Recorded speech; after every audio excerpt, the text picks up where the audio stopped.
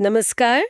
आज हम भगवान के 24 अवतारों की कथाओं की दुनिया में एक खास सफर पर चल रहे हैं। बिल्कुल। हमारे हाथ लगा है नाभा जी के एक छप्या पर आधारित एक बहुत ही दिलचस्प प्रवचन का अंश। और छप्पे मतलब 6 पंक्तियों वाला एक खास भक्ति छंद। हाँ, तो आज हम इसी छंद की रोशनी में तीन बहुत ही अलग-अलग अवतारों को समझने की कोशिश एक करेंगे। है योगी दत्तात्रेय दूसरे दार्शनिक कपिल देव। और तीसरे 4 बाल ऋषि सनकादिक। ये तीनों इतने अलग हैं, पर हम देखेंगे कि इनमें ऐसा कौन सा एक धागा है जो इन्हें एक साथ पिरोता है। चलिए बिल्कुल। इस खोज को शुरू करते हैं। अवतार की जो कल्पना है वो बहुत गहरी है।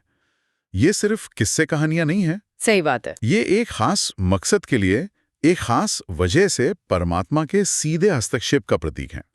और आज हमारे पास जो स्रोत है वो हमें इन अवतारों को एक भक्ति और कहानी के नजरिए से दिखाता है, जो हमें इनके पीछे छिपे आध्यात्मिक मतलब को समझने में मदद करेगा। तो फिर शुरुआत करते हैं भगवान दत्तात्रेय से। हाँ। कहा जाता है कि इनका प्रसंग चित्रकूट से जुड़ा है, जहां अत्रि ऋषि और माता अनुसुईया का आश्रम था। अत्रि ऋषि ने बहुत कठोर तपस्या की। और फिर भगवान ने खुद को पुत्र के रूप में उन्हें दे दिया। अच्छा। और इसी देने की क्रिया से नाम बना दत्त।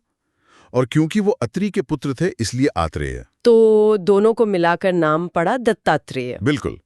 ये अपने आप में एक अनोखी बात है कि भगवान ने खुद को किसी को सौंप दिया। हाँ, उनका अवतार किसी राक्षस का वध करने या कोई युद्ध लड़ने के लिए नहीं हुआ था। नहीं। तो फिर उनका मकसद क्या था? अगर कोई बड़ा युद्ध नहीं, कोई बड़ा संकट नहीं, तो फिर दत्तात्रेय अवतार की जरूरत क्यों पड़ी? यहाँ पर बात बहुत दिलचस्प हो जाती है। दत्तात्रेय अवतार का सीधा संबंध योग, सिद्धि और मोक्ष के ज्ञान से है। अच्छा। वो एक आदि गुरु, एक परम योगी के रूप में प्रकट हुए। हमारे स्रोत में जिक्र आता है कि राजा यदु और सहस्त्रार्जुन जैसे बड़े बड़े राजाओं ने इन्हीं की कृपा से योग की गहराइयों और मोक्ष की सिद्धियों को पाया था। तो ये सिर्फ एक दिव्य अवतार नहीं है, बल्कि आध्यात्मिक ज्ञान के एक बहुत बड़े और जीवित स्रोत के रूप में स्थापित हुए। बिल्कुल। मैंने ये भी सुना है कि भगवान दत्तात्रेय ने सिर्फ शास्त्रों से ही नहीं, बल्कि पूरी प्रकृति से सीखा। उनके कोई 24 गुरु थे, ऐसा कुछ? हाँ, ये उनकी कथा का सबसे महत्वपूर्ण और सुंदर हिस्सा है। उन्होंने अपने आसपास की दुनिया में ही ईश्वर का रूप देखा और सबसे सीखा। जैसे? उन्होंने पृथ्वी से धैर्य और क्षमा सीखी। हवा से सीखा कि कैसे हर जगह मौजूद रहते हुए भी किसी से चिपका न जाए, मतलब अनासक्ति। कमाल है। उन्होंने मधुमक्खी से सीखा कि जरूरत से ज्यादा जमा मत करो, बस उतना ही लो जितने की जरूरत है। ये तो उनका संदेश ये था कि ज्ञान सिर्फ किताबों में या किसी गुरु के आश्रम में नहीं है। नहीं, वो तो हमारे चारों ओर सृष्टि के कण कण में बिखरा पड़ा है, बस देखने वाली नजर चाहिए। बिल्कुल। यही दत्तात्रेय अवतार का सार है। वो हमें दिखाते हैं कि पूरा ब्रह्मांड ही हमारा गुरु बन सकता है, अगर हम में सीखने की ललक हो। अच्छा, तो दत्तात्रेय अवतार का उद्देश्य था योग और सिद्धि का गहरा ज्ञान देना। पर क्या कोई ऐसा अवतार भी हुआ जिसका मुख्य उद्देश्य कोरा दर्शन या फिलॉसफी देना था? यहाँ कपिल देव का प्रसंग आता है। सही पकड़ा आपने। अगर दत्तात्रेय योग के प्रतीक हैं, तो कपिल देव ज्ञान और दर्शन के। ये महर्षि कर्दम और देवहूति के पुत्र थे। हाँ, इनकी कथा में एक बहुत ही अद्भुत बात है। जैसे ही ये प्रकट हुए, इनका सबसे पहला काम था अपनी ही माँ देवहूति को आत्मज्ञान का उपदेश देना। एक मिनट, वो प्रकट हुए और उनका सबसे पहला काम अपनी ही माँ को ज्ञान देना था? हाँ। ये तो अद्भुत है। गुरु शिष्य का रिश्ता जन्म के साथ ही शुरू हो गया। बिल्कुल। माँ ने अपने बेटे को जन्म दिया और बेटे ने अपनी माँ को वो ज्ञान दिया जिससे उन्हें मोक्ष मिला। वाह! यही इस अवतार की खासियत है। ये अवतार के गुरु स्वरूप को सबसे मजबूती से दिखाता है। और इन्हें सांख्य दर्शन का आचार्य भी माना जाता है ना? सबसे बड़ा आचार्य। सांख्य दर्शन वो शास्त्र है जो पुरुष और प्रकृति, यानी चेतना और पदार्थ के बीच के फर्क को समझाकर ज्ञान का मार्ग दिखाता है। हमारे स्रोत में भागवत जी के एक श्लोक का जिक्र भी है जो कहता है कि कपिल देव साक्षात परब्रह्म है। तो क्या इसका मतलब ये है कि ये अवतार सिर्फ एक आध्यात्मिक घटना नहीं था? नहीं, बल्कि भारतीय दर्शन की एक पूरी शाखा की नींव रखने के लिए था। मतलब भगवान यहाँ सिर्फ मोक्ष देने नहीं बल्कि मोक्ष का पूरा सिस्टम या शास्त्र बनाने आए थे। आपने बिल्कुल सही निष्कर्ष निकाला।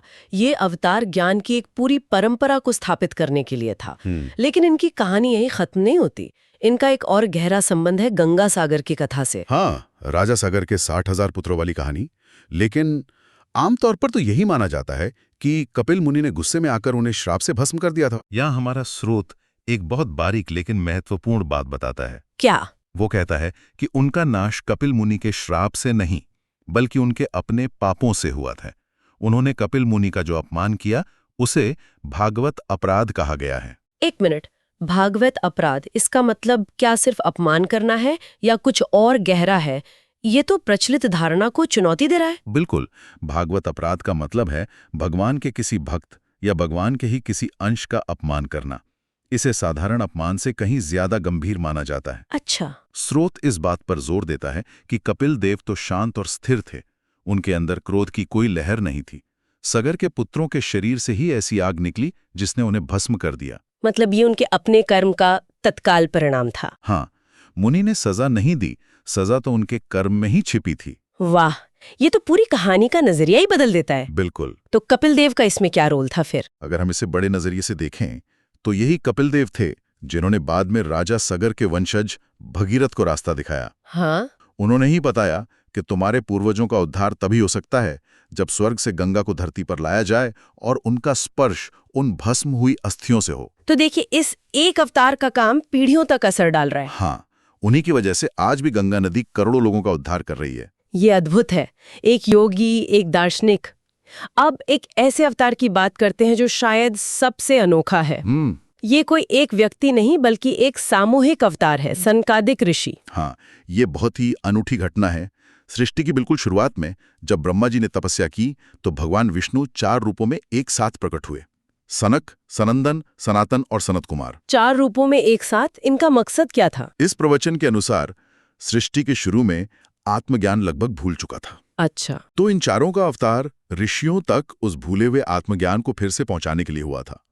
ये सबसे पहले ऋषि थे जिन्होंने अध्यात्म और आत्मध्यान का उपदेश दिया। तो ये इस बात की ओर इशारा करता है कि ज्ञान भी समय के साथ धुंधला पड़ सकता है और उसे फिर से स्थापित करने के लिए परमात्मा को हस्तक्षेप करना पड़ता है। बिल्कुल। और इनकी सबसे हैरान करने वाली बात तो ये है कि इन्होंने हमेशा 5 साल के बच्चे के रूप में रहना चुना। हमेशा 5 साल के। इसके पीछे क्या वजह थी? इसके पीछे एक गहरा आध्यात्मिक कारण बताया जाता है।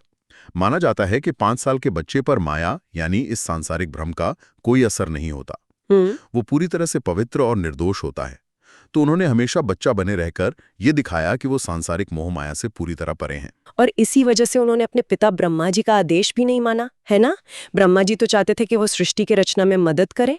हाँ, और ये एक बड़ा वैचारिक मोड़ है। उन्होंने अपने पिता ब्रह्मा जी को विनम्रता से मना कर दिया। क्यों? उन्होंने समझाया कि संसार का विस्तार करने की अपेक्षा भगवान का भजन करना, उनकी भक्ति करना कहीं ज्यादा जरूरी और श्रेष्ठ है। यह दिलचस्प है क्योंकि यह ब्रह्मा जी के अपने उद्देश्य के ठीक विपरीत है। तो एक तरह से पुत्र यहाँ पिता को ही ऊंचा मार्ग दिखा रहे हैं। बिल्कुल, ये दिखाता है कि कैसे वैराग्य और ब्रह्मचर्य का रास्ता आध्यात्मिक मंजिल तक पहुंचने का एक सीधा और मजबूत साधन है। उनका हमेशा बच्चा बने रहना सांसारिक मोह से पवित्रता और मुक्ति का एक बहुत शक्तिशाली प्रतीक बन जाता है। हाँ। तो हमने एक योगी, एक दार्शनिक और इन बाल ऋषियों की बात की। तीनों के रास्ते, तीनों की कहानियां बहुत अलग हैं। तो फिर वो कौन सा धागा है जिसका जिक्र हमने शुरू में किया था? इन सब कहानियों का असल मतलब क्या है? अब हम उस छप्पई के दिल तक पहुंच रहे हैं। स्रोत इन सभी अवतार कथाओं को सिर्फ 2 शब्दों से जोड़ता है, करुणा करो। करुणा करो। ये 24 अवतार क्यों हुए? किसी एक वजह से नहीं, बल्कि सिर्फ और सिर्फ जीवों पर करुणा करने के लिए। इसे थोड़ा और समझाइए। ये बात इन कथाओं से कैसे जुड़ती है? यहाँ व्याख्या बहुत आकर्षक है। ये कहती है कि किसी भी आध्यात्मिक विषय में हमारी रुचि होना भी सिर्फ हमारी अपनी कोशिश नहीं है। अच्छा। बल्कि ये भी ईश्वरीय कृपा या करुणा का ही नतीजा है। प्रवचन में एक बहुत अच्छा उदाहरण दिया गया है। बताइए। कि आप किसी को जबरदस्ती पकड़कर सत्संग में तो बिठा सकते हैं, लेकिन जब तक उस पर भगवान की करुणा ना हो वो अंदर से नहीं जोड़ेगा। वो बस अपनी घड़ी देखता रहेगा कि ये कब खत्म हो और मैं यहाँ से निकलूं। ये बात तो 100% सच है। मतलब ज्ञान को ग्रहण करने की इच्छा भी एक वरदान है। तो क्या ये अलग अलग कथाएं भी उसी करुणा का हिस्सा हैं? बिल्कुल। स्रोत कहता है कि ये सभी 24 कथाएं रुचिरा हैं, यानी आनंद देने वाली, मन को लुभाने वाली। इंसान का स्वभाव अलग होता है। किसी को योग में रुचि है, किसी को दर्शन में, किसी को भक्ति में। हाँ। तो भगवान ने करुणा करके इतनी अलग अलग रूप लिए और इतनी अलग अलग कथाएं रची, ताकि कोई ना कोई एक कथा किसी के दिल को छू जाए और उसके उद्धार का रास्ता बन जाए। हाँ, जैसे वो एक महात्मा की कहानी है जिन्हें भगवान राम का वनवासी रूप इतना भा गया कि वो उनके लिए खाट लेकर चल पड़े थे। हाँ, वो अद्भुत कथा है। उन महात्मा के मन में ये ख्याल आया कि अरे, हम तो अपने आश्रम में खाट पर सोते हैं और हमारे प्रभु, हमारे राम जंगल में जमीन पर सो रहे होंगे। हाँ। ये सोचकर उन्हें इतनी पीड़ा हुई कि वो प्रयागराज से एक खाट अपने सिर पर रखकर चित्रकूट के लिए पैदल ही चल दिए। और फिर क्या हुआ? क्या वो भगवान से मिले? जब वो चित्रकूट पहुंचे तो वहां भगवान ने स्वयं वनवासी रूप में प्रकट होकर उनके हाथ से वो खाट ली और उस पर बैठ गए। वाह। ये कथा दिखाती है कि कैसे भगवान की कोई एक लीला, कोई एक रूप किसी भक्त के हृदय में ऐसा बस जाता है कि वो उसे भगवान से सीधे जोड़ देता है। ये भी भगवान की करुणा ही है। तो आज हमने योगी दत्तात्रेय, दार्शनिक गुरु कपिल देव और हमेशा बालक रहने वाले सनकादिक ऋषियों की कथाओं को समझा और ये जाना कि इन सभी अलग अलग अवतारों का मूल उद्देश्य एक ही है, करुणा। और ये स्रोत हमें भक्त और भगवान के रिश्ते पर एक और अद्भुत विचार के साथ छोड़ता है, जो मिथिला में राम विवाह के प्रसंगों से सामने आता है। अच्छा। वहां भक्तगण अपने दूल्हा सरकार यानी भगवान राम पर इतने प्रेम से अपना हक जताते हैं कि वो उन्हें कोहबर मतलब विवाह के बाद वाले खास कमरे से बाहर ही नहीं निकलने देते। बाहर क्यों नहीं निकलने देते? उन्हें डर है कि अगर ये बाहर गए तो लोग इन्हें फिर से वनवास भेज देंगे। वो कहते हैं कि अयोध्या वालों ने इनकी कीमत नहीं समझी, हम मिथिला वाले इन्हें कहीं नहीं जाने देंगे। मतलब वो भगवान को अपने प्रेम में इस तरह बांध लेते हैं कि भक्त और भगवान की भूमिका ही पलट जाती है। बिल्कुल, अब भगवान भक्त के अधीन हो जाते हैं। मैंने सुना है कि वहां मिथिला की सखियां राम जी को बहुत छेड़ती भी हैं। हाँ बिल्कुल। एक प्रसंग आता है कि जब राम जी धीरे धीरे चलते हैं तो सखियां कहती हैं, देखो ये तो कोल्हू के बैल की तरह चल रहे हैं। अच्छा। जब वो थोड़ा तेज चलते हैं तो कहती हैं, अरे ये तो बंधन तोड़कर भागे बकरे की तरह भाग रहे हैं। जब वो एक जगह खड़े हो जाते हैं तो उन्हें खंबा कह देती हैं। हाँ। आखिर में थक कर वो कहती हैं कि अब ये न चलेंगे, न भागेंगे, न खड़े होंगे, अब ये हमारी उंगलियों के इशारे पर चलेंगे। ये प्रेम की पराकाष्ठा है, जहां भक्त भगवान को नचाता है। तो इसका मतलब ये है कि अलग अलग कहानियां अलग अलग लोगों के मन में अलग अलग तरह का प्रेम जगाने के लिए है। किसी के मन में श्रद्धा, किसी के मन में दोस्ती, तो किसी के मन में ऐसा अधिकार वाला प्रेम। बिल्कुल। और यहीं से हमारे श्रोताओं के लिए एक आखिरी विचार निकलता है। यदि किसी दिव्य कथा का पहला और सबसे जरूरी मकसद सुनने वाले के दिल में प्रेम और भक्ति जगाना है, तो क्या उस कथा की ऐतिहासिक सटीकता या उसका अक्षरशः सच होना उतना ही मायने रखता है जितनी कि उस कथा की शक्ति जो सुनने वाले के हृदय को बदल दे?